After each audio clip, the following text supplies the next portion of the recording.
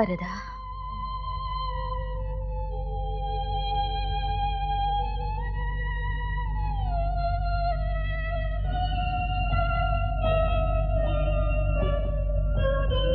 மகாராணி கைகேயி, தாசனுக்கு என்ன கட்டளை? அவசரம் என்றால், அவசியம் என்றால் காவலனிடம் செய்தி சொல்லி அனுப்பியிருக்கலாமே. எப்படியும் ராணிக்கு முன்னுரிமை தர வேண்டியது தானே. தாமெல்லாம் மாளிகையை விட்டு குடிலை தேடி வருவது அழகல்ல. பரதா, நான் உன் தாய் என்பதையே மறந்து விட்டாயா என்ன? நானும் மக்களில் ஒருத்தியாக மனக்குறையை சொல்ல மாளிகையிலிருந்து உன்னை பார்க்க இங்கே வர வேண்டியிருக்கிறதடா. உன்னை பெற்ற தாய்க்கும் இப்படி ஒரு நிலையா? ஏனெனில் தாம் மகாராணி, இவன் ராஜாராமனின் ஒரு பணியாளன். மகாராணி ஒரு பணியாளனை பார்க்க வருவது கௌரவம் அல்ல. பரதா, உன்னை பெற்ற தாயடா.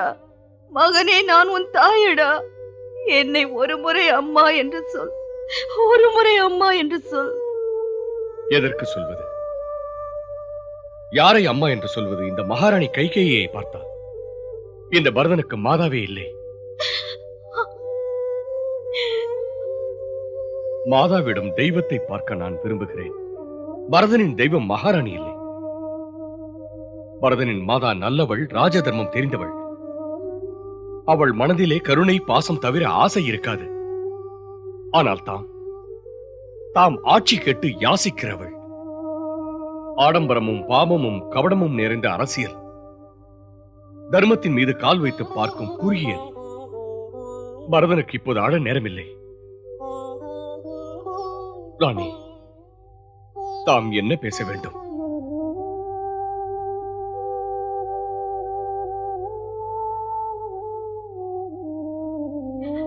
பரதா, பரதா, நானும் நந்தி கிராமத்திலேயே இருக்க வேண்டும். இந்த இடம் தபஸ்விகளுக்கானது. இங்கு ராஜமாதா இருக்க முடியாது. பரதா, நானும் தபஸ்வினியாக இருக்க வேண்டும் என்பதுதான் என் விருப்பம். தபஸ்வினியாக வாழ்வதற்கு உரிய அருகதை ராணி தங்களுக்கு இல்லை. ஆதாய அரசியலில் கபடத்தை மட்டுமே பயன்படுத்திய தங்களை போன்றவருக்கு தவம் எதற்கு மகாராணி? தாம் தபஸ்வினி என்ற பெயரை கெடுக்காதீர்கள். தாம் வெறும் ராணி ராஜமாதா. அதை உறுதியாக்க மாலையிட்ட கணவரையே மரணத்துக்கு இரையாக்கினீர்கள். ஈன்ற மகனையே இழிவாக பேச வைத்தீர்கள். தாம் செய்த வம்படி அரசியல் வீணாக கூடாதே. ஆகையால் எப்போதும் மகாராணி என்றே தங்களை அழைப்பேன். தாம் ராஜ மாளிகையின் ராஜமாதா, அது அழியக்கூடாது. மாளிகை ராஜமாதாவாக இருக்க ஆசை இல்லை பரதா. மாளிகை ராஜமாதாவாக இருக்க எனக்கு ஆசை இல்லை. ராஜமாதா என்ற மரியாதைக்குள் இருந்து உள்ளாக சொல்லடிப்பட என்னால் முடியாது.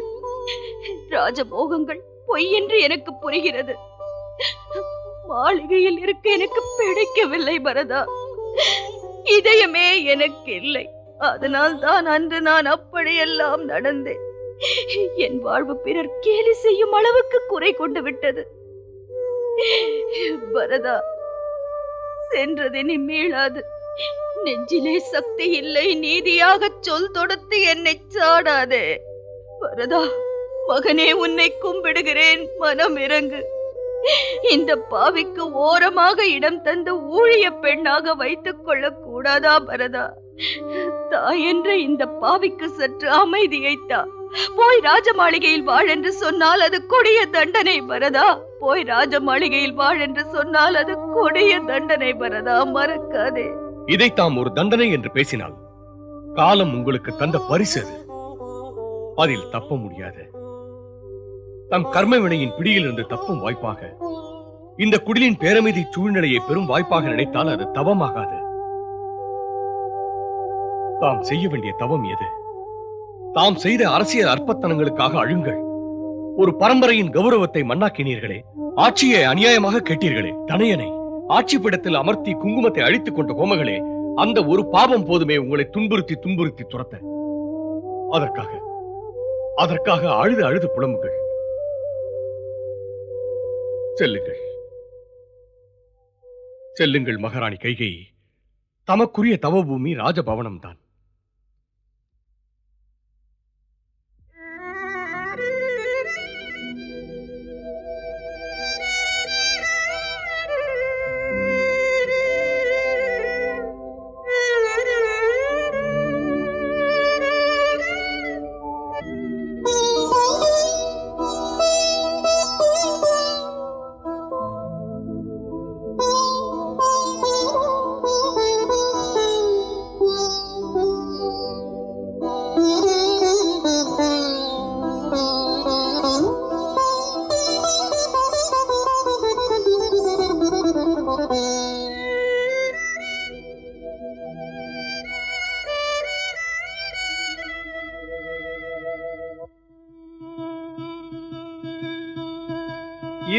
நீ அழ காரணம் யாரம்மா அன்று நீ செய்த அறியாமை என்றோ அன்று நீ செய்த அறியாமை என்றோ ஆட்சியை பெற நியாயத்தையே மறந்து அன்று நீ செய்த அறியாமை என்றோ அன்று நீ செய்த அறியாமை என்றோ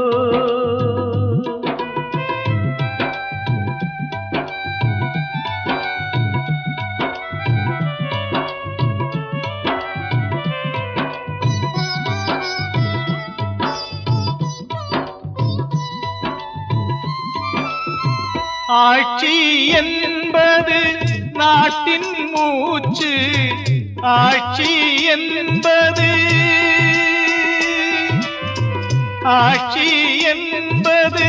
நாட்டின் மூச்சு அதை நீ பறித்தாய் மன்னன் உயிர் போச்சு அரசியல் என்பது அந்த புறமாச்சு பரதனை பதவியிலே அமர வைக்க ராமனை நோக வைத்தாய் ஓ இன்று நீ அழ காரணம் யாரம்மா அன்று நீ செய்த அறியாமை என்றோ அன்று நீ செய்த அறியாமை என்றோ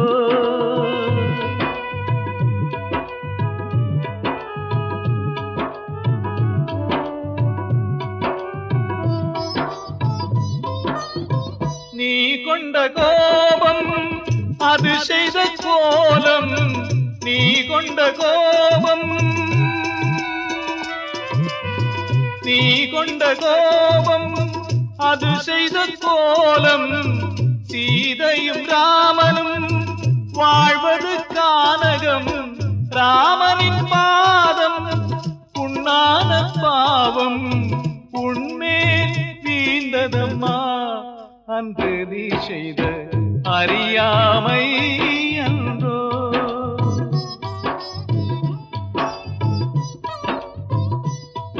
இன்று நீ அழ காரணம் யாரம்மா அன்று நீ செய்த அறியாமை என்றோ அன்று நீ செய்த அறியாமை என்றோ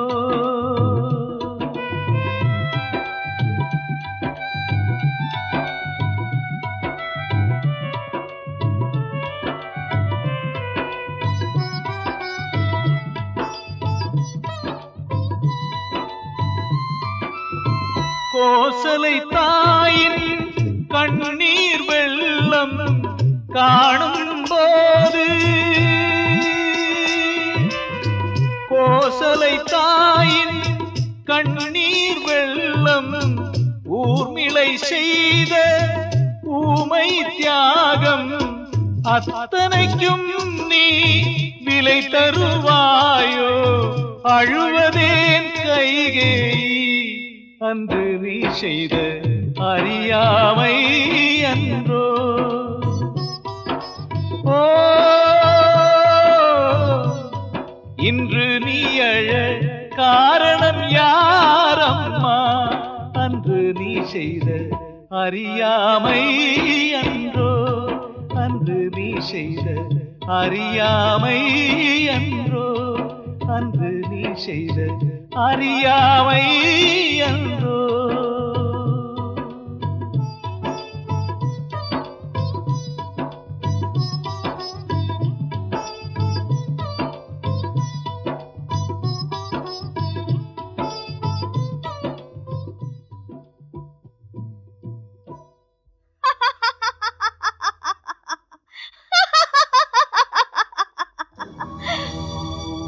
வாழ்க வாழ்க மகாராணி கைகேயி கொடுமைக்காரே என்ற பெயரில் பாராட்டு உனக்கு வாழ்க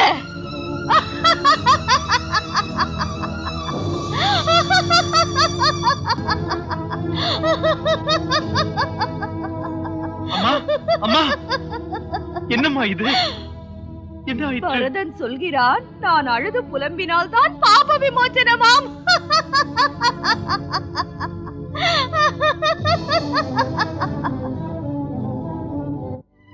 உங்களின் வேதனைக்கு எங்கள் குடும்பம் காரணமாகிவிட்டது. ஆலமரம் விழுந்தது, அதன் விழுதுகளாவது தாங்கும் என்று நினைத்தேன். தர்மம் காக்க வேண்டும் என்று விழுதுகள் சொன்னது. தலைக்கு மிஞ்சிய பிள்ளைகள் தர்மத்தை எனக்கே எடுத்து பேசுகிறார்கள். என்னை மன்னித்து விடுங்கள் ராஜமாதா. அயோத்தியில் கசப்பான நிகழ்வுகள். அந்த புயல் வீச்சில் என் 4 மருமகள்களும் அதிர்ச்சியின்றி இருந்தார்கள். இந்த குழந்தைகள் ஒரு சுகமும் அனுபவிக்கவில்லை. மனதை உறுத்துகிறது. என் தவிப்பை யாரிடம் சொல்ல? பெண்ணை பெற்ற உங்களுக்கு ஆறுதல் சொல்ல எனக்கு தெரியவில்லை.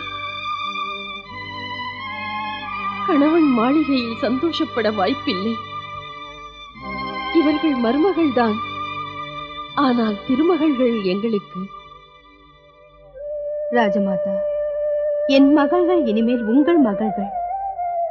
புகழ்ச்சி அல்ல, பெற்ற தாயின் உறவு கல்யாணம் வரையில்தான். எனது பாக்கியம் அல்லவா தங்களை போன்ற மகாராணியின் சம்பந்தம் கிடைக்க. தாம் கொண்ட உள்ளத்துக்கு ஈடேது ராஜமாதா. 4 புனிதர்களின் தாயே, எத்தனையோ ஜென்மங்களின் புண்ணிய பலன் இது. நீதி காக்கின்ற பிள்ளைகள். அதைக் கண்டு நம் குலம் என்றால் நாடே புகழ்ந்து பேசுகின்றது. மன்னர் என்னிடம் சொன்னார், செல்வதற்கு முன்னால் ராஜமாதா கௌசல்யாவின் சரணங்களை வணங்கு என்றார். அத்தனை உயர்ந்த மாதாவின் திருமுன் இருப்பதே எங்கள் வாழ்வில் பாக்கியம்தானே. இல்லை மகாராணி, இல்லை. தாம் என்னை ஏற்றி சொல்லாதீர்கள். மன ஆறுதலுக்காக கூட அப்படி சொல்லாதீர்கள். இந்த பெண்கள் சோர்ந்து போயிருக்கிறார்கள். நல்ல பண்புள்ள குழந்தைகள். ராணியாக இருப்பதற்கு மன்னர் அவர்களை மிதிலையிலிருந்து தேர்ந்தெடுத்தார். மன்னரும் போய்விட்டார். மிதிலையில் கால் வைக்கும் பாக்கியத்தை இழந்தேன். தாங்கள் ஏதேதோ உணர்வில் தாழ்ந்து பேசுகிறீர்கள். மிதிலை நகரம் தங்கள் பாதம் படுவதை எதிர்பார்க்கிறது. அங்கே எங்கள் ஜனங்கள் உங்களை வந்தனை செய்கிறார்கள். இங்கே தாம் தரும் வாழ்த்து மொழிகள் மிதிலையில் வளர்கிறது. உங்கள் மக்கள் புண்ணியசாலிகள். மாசற்ற அயோத்தியிலும் மக்களின் அன்பில்தான் பேரரசு நடக்கிறது. தாம் இதை நேரில் கண்டிருப்பீர்கள். நடக்கின்ற திருப்பங்கள் மன்னர் குலத்தின் பண்புக்கு சாட்சி. தனக்கு மாலையிட்டவனின் நிழல் போல் இருப்பவளை மனைவி என்கிறார்கள். அந்த மனைவி என்னும் சிறப்புக்கு சீதைக்கு ஈடு யார்?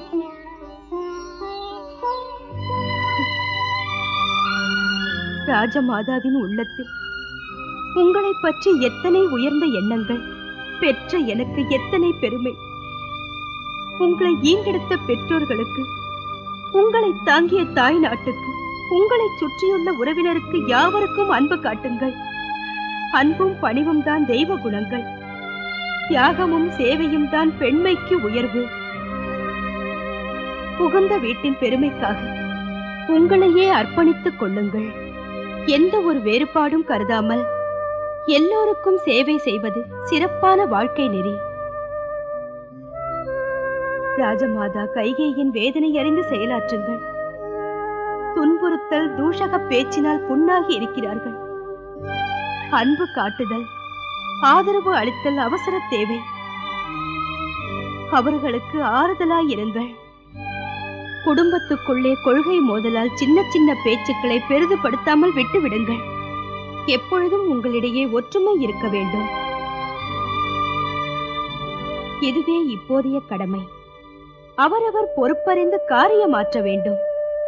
எதற்கு அண்ணன் தம்பிகளின் அன்பு பாதிக்காமல் இருக்க.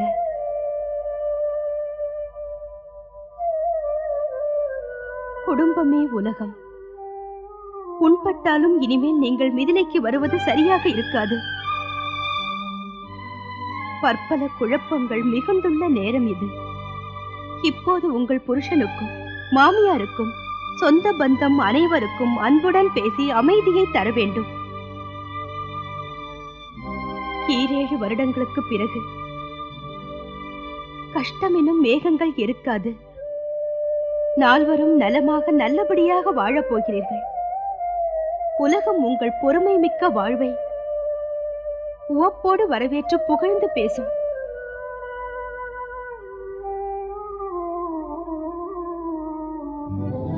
இதோடு அயோத்தியா காண்டம் நிறைவு பெறுகிறது. படிக்க இனிக்கும் ராமாயணத்தில் அற்புதமான காண்டம் இதுதான். இதிலே மானிடத்தின் பேராற்றலும் லட்சிய பிடிப்பும் நமக்கு படிப்பனை பாடமாக இருக்கின்றன.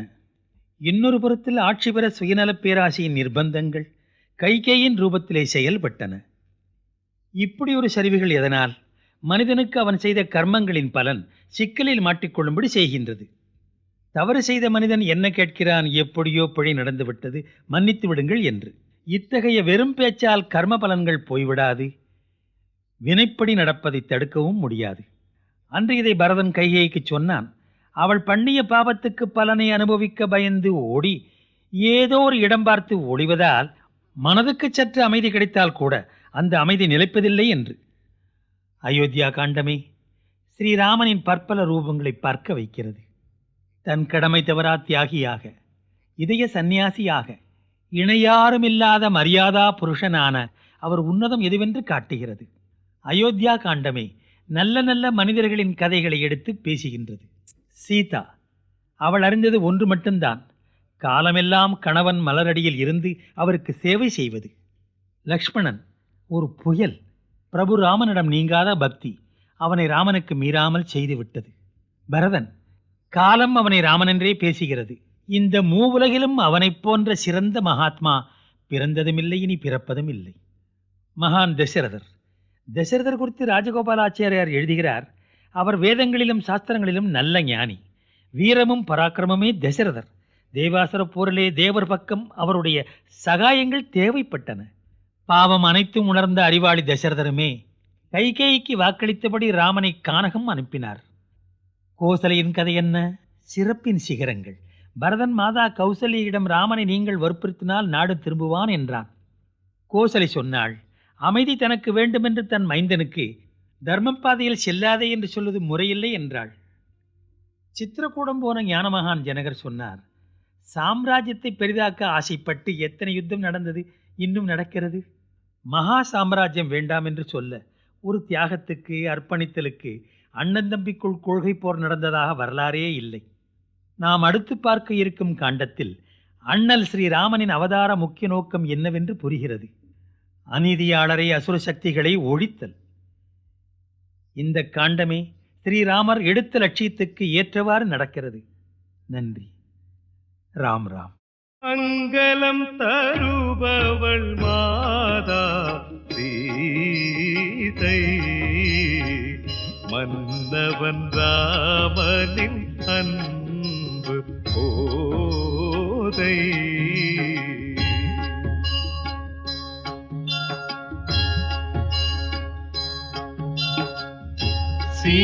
சீதாராமன் புனித கதை கேளீரே, மதுரம் மிகுந்த அனுபவம் பெற மாறீரே.